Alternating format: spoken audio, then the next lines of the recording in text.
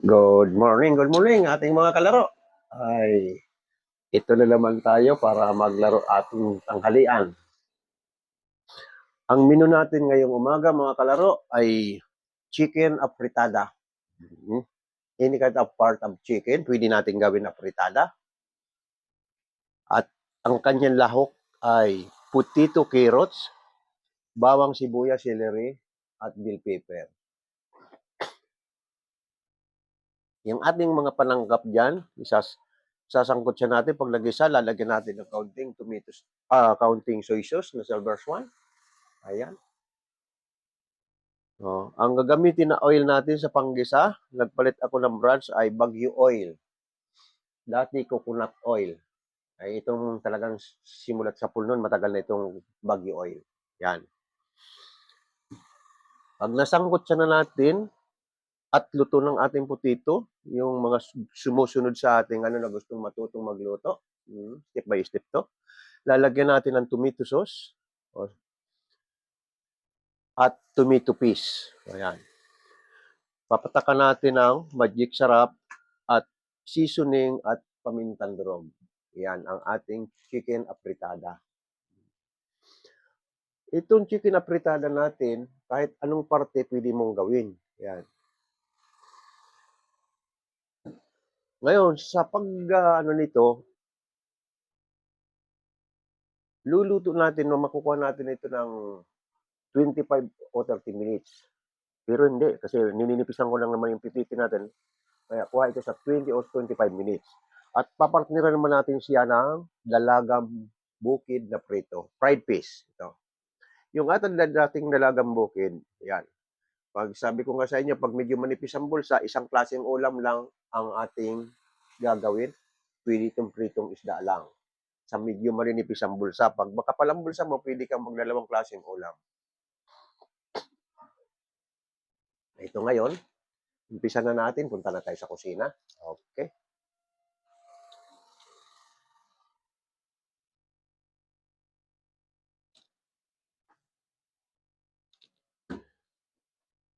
Ayan.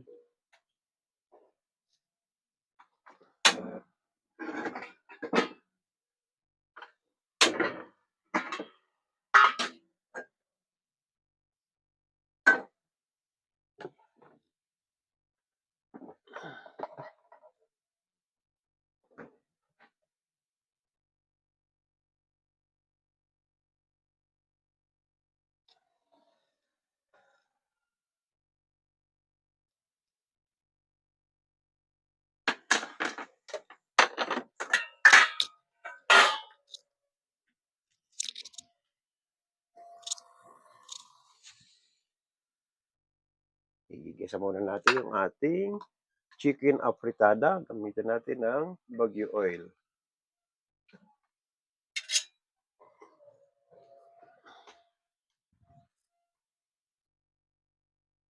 Unahin natin ang bawang.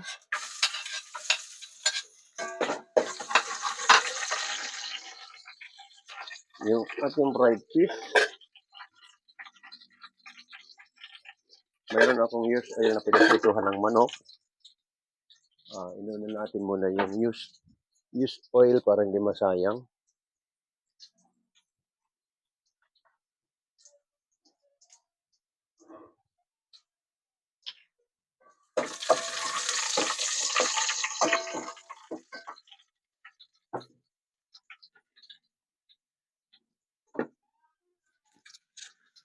Sunod natin yung sibuyas at celery. Pagsamahin na natin.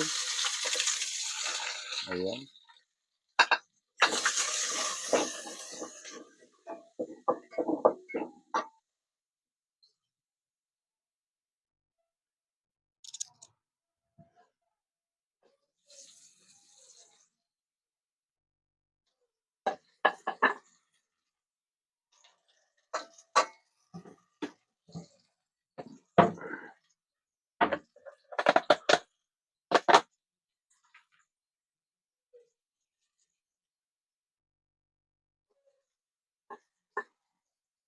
Nilagyan natin ng kaunting cornstarch yung ating fried para hindi magdikit-dikit, dumidikit itong ating dalagang bukid. So, pag hindi mo nilagyan ng harina ito, harina nilagay ko para hindi magdikit-dikit.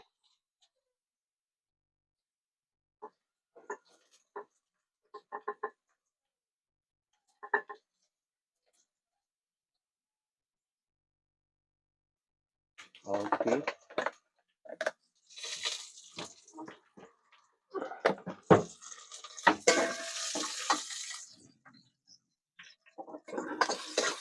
Isunod natin yung chicken para masangkot na yung chicken natin.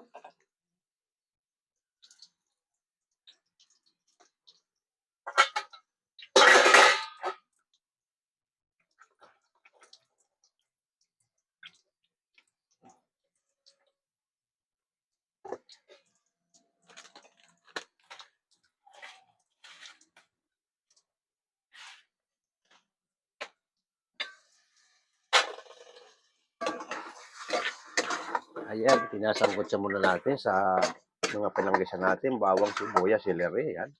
Pag kumulubot na ay nakakala mo ay nasangkot siya na, saka tayo maglagay ng soy sauce. Yung ating fried fish, pwede na natin iprito at mainit ng kawali.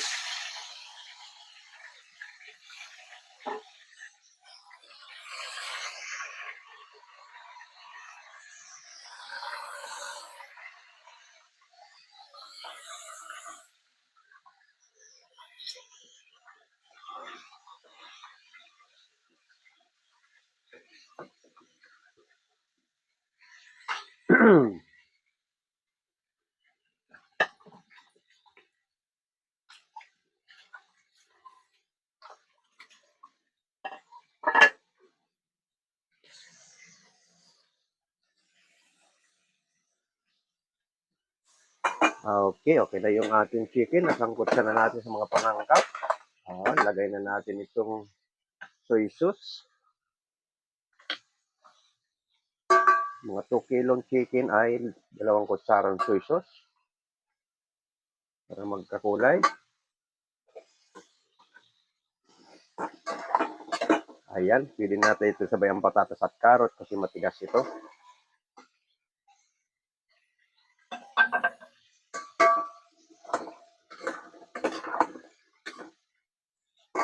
Ayan, lagyan natin ng 1 glass water para mayroon sauce.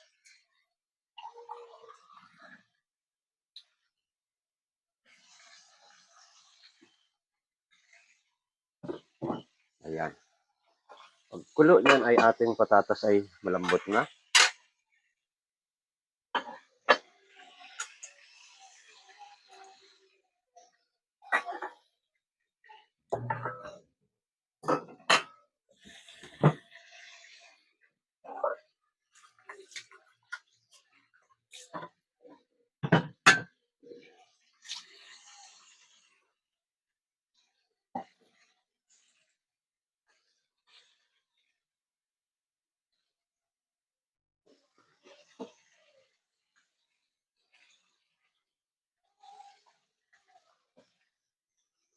Habang inaantay natin ito,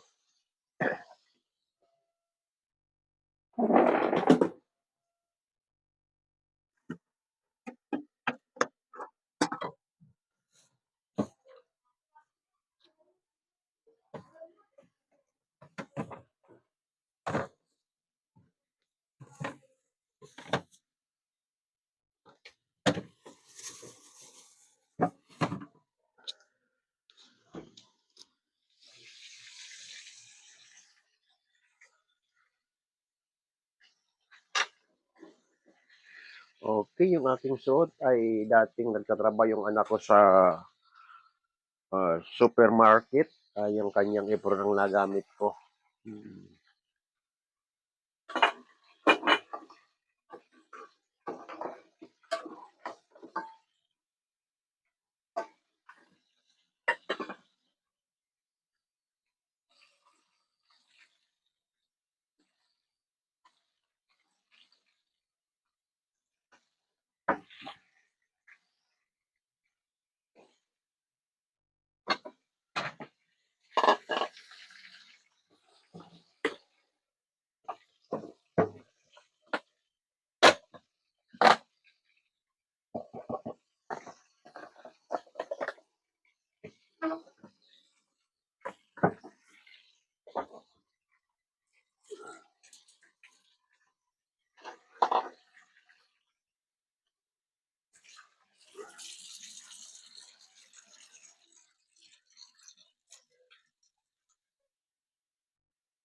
Yung ating isda, ang ating dalagang bukid ay kumbaga sa ano, second class din ito sa mga isda kasi ang ordinary natin yung gigi, galunggong. Hindi maganda yung galunggong kaya itong kinuha ko na lang dalagang bukid. Medyo binasa na yung napagbilhan ko ng isda na dapat kukunin ko galunggong para partner dito sa ating chicken afritada. Na dahil sa binasa na kaya hindi ako kumuha.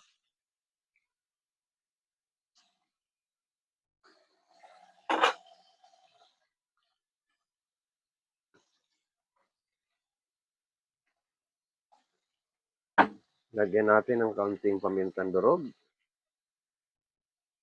Ayan.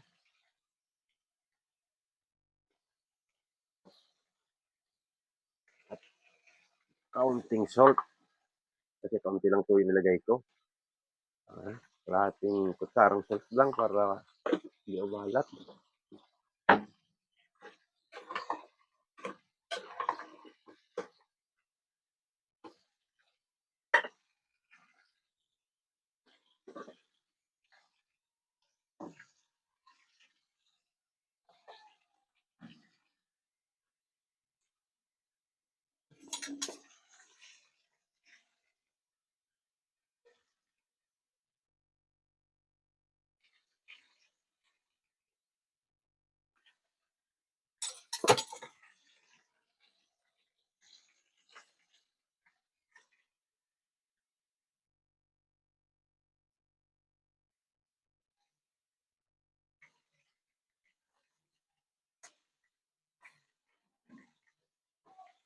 Inire-ready lang natin yung ating mga panangkap. Kinuha ko lang yung binubuksan ko na yung ating tomato sauce at tomato paste.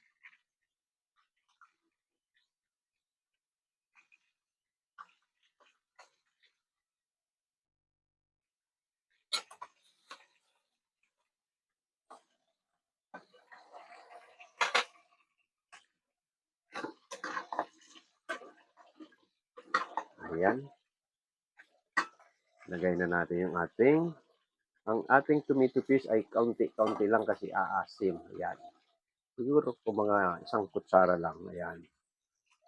Hindi ako naglalagay ng maraming tomato paste. Pero tomato sauce okay lang ito kahit ilagay natin isa.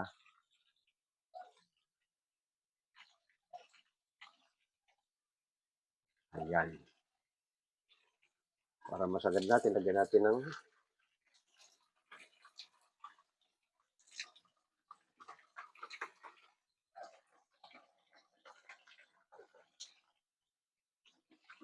okay. Habang inaantay natin ito, lumambot ang ating potato. Ayan.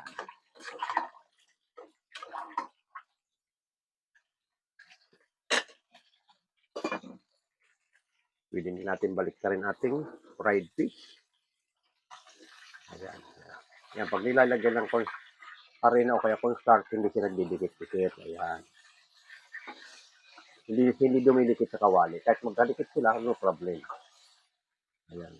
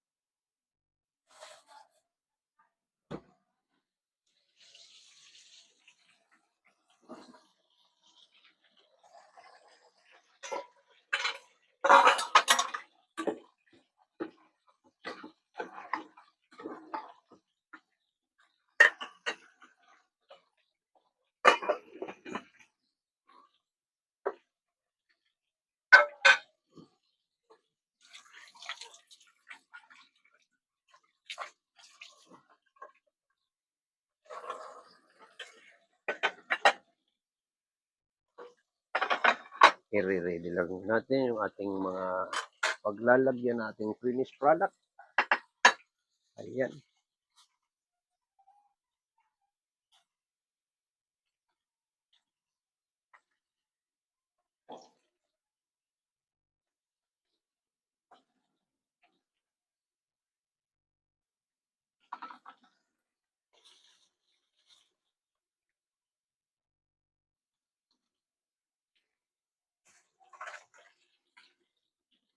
Ayan, ilagay na natin yung bell pepper. Okay. Ito. Mm-hmm.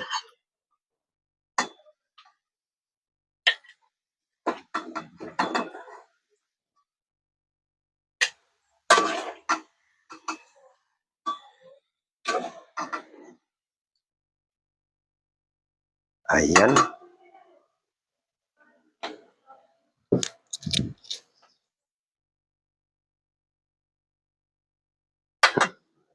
Doon na tayo sa dining.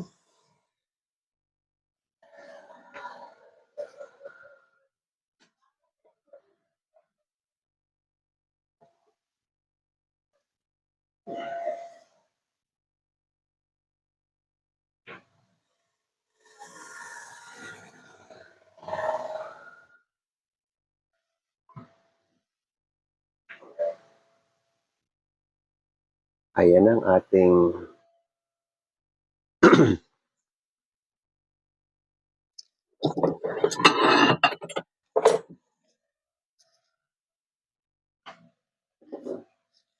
ito na yung ating finished product.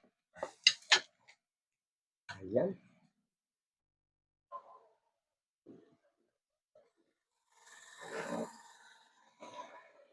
Ayan.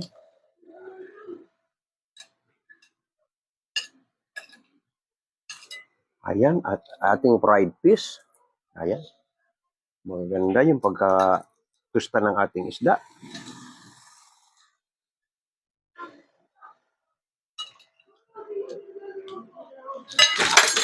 Mm-hmm. Bumagsak yung ating isang camera. Okay. Tuloy lang. Tuloy lang, medyo bumagsak. Mm-hmm.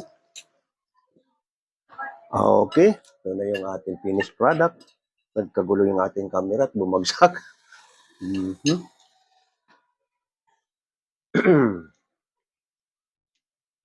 Okay. Yung ating tanghalin ay tapos na naman sa ating mga nagsusubaybay yan. Maraming salamat aking mga taga-subaybay, lalong-lalo na yung ating nag-aaral magluto. Step by step na lang, sundan natin. Maraming salamat ulit sa inyo. Huwag nating kalimutan pindutin ang subscribe button at like. Maraming salamat. Bukas ulit tayo. Goodbye.